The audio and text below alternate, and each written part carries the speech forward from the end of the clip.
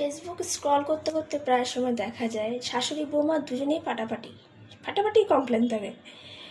একজনে বলে যে শাশুড়ি কোনোদিনও মা হয়ে উঠতে পারে না, মা মাই থাকে।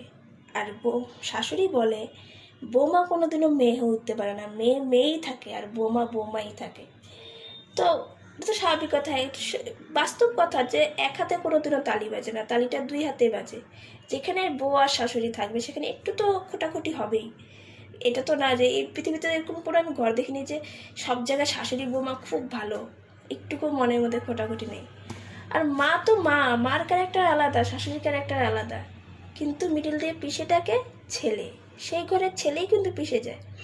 ছেলে কিন্তু কোনোদিনও চায় না যে আমি ছেলে সবসময় চায় যে আমি মার দিকেও থাকি বউর দিকেও থাকি, দুই দিকে ব্যালেন্স করে চলি, কিন্তু সেটা হয় না। হয়তো যদি মার সাপোর্ট নেয় তো বউ যেতে যায়, বউর সাপোর্ট নিলে